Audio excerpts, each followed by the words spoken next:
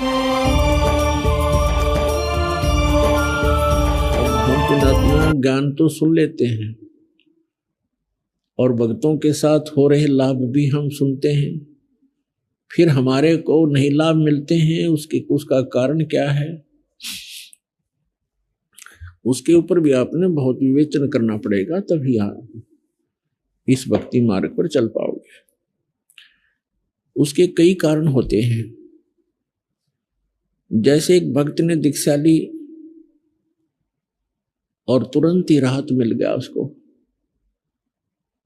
और दूसरे भक्त ने दीक्षा उसी दिन ली और 6 महीने हो गए उसको राहत नहीं मिल पा रहा है, तो पुण्यात्मा राहत तो मिलेगी उसको भी है। अब जैसे एक ही हॉस्पिटल में 2 रोगी चले गए, एक का रोग इतना गहरा नहीं था, उसको एक ही इंजेक्शन में राहत मिल गई, और दूसरे का रोग ज्यादा गहरा है तो उसको टाइम लगेगा, 6 महीने भी लग सकते हैं, 1 वर्ष भी लग सकता है, और तरीका ही नहीं है और ट्रीटमेंट ही नहीं है और कोई औषधि ही नहीं है, तो उसको पूरा ही करें। ये ना देखे कि उसको तो कल छुट्टी मिल गई, मैं अभी यही लेटा हूं, तो डॉक्टर कोई बालक नहीं, अज्ञानी नहीं। तो इसी प्रकार ये सोचे कि युगों युगों के कष्ट, युगों युगों के पाप हम संग्रहित किए फिर रहे हैं, अभी तक इसका सुचारू उपचार करने वाला कोई मिला नहीं था। अब परमात्मा ने वो सारी औषधि उपलब्ध करा रखी हैं, इसमें थोड़ा धैर्य चाहिए।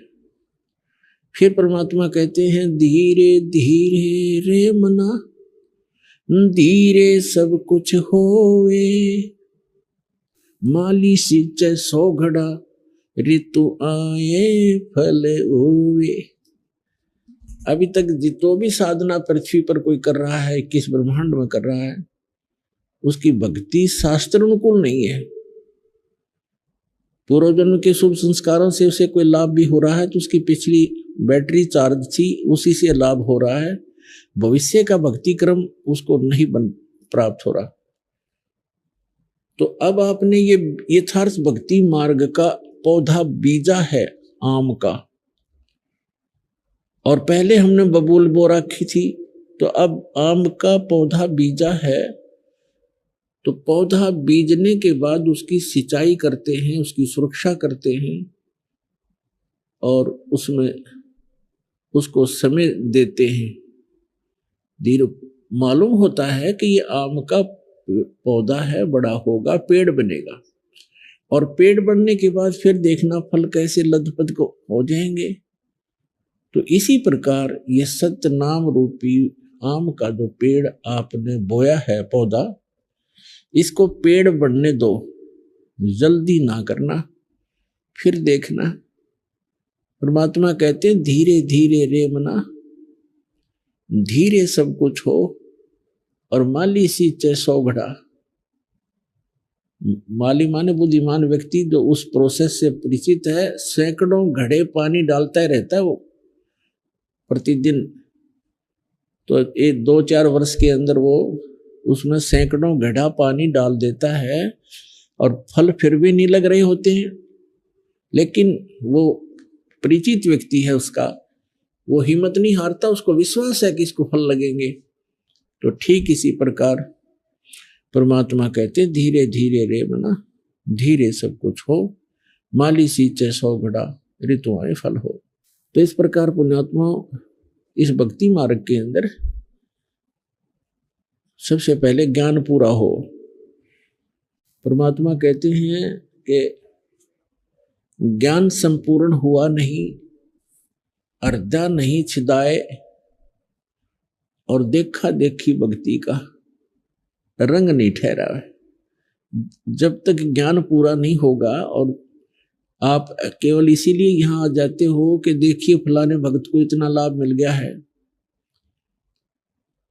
और आपको भी मिल गया लाभ आते ही, 1 मिल गया, 2 मिल गए, 3 मिल गए, और चौथा ना मिला आपको लाभ, जो देना आवश्यक नहीं होगा भगवान को, भगवान के लिए। तो वो जिसको ज्ञान संपूर्ण नहीं है, तो उस चौथी बार लाभ ना होने से ही वो विमुख हो जाएगा। और तो कहीं मिलना ही नहीं, फिर यहां से और खत्म हो जाता है वो व्यक्ति।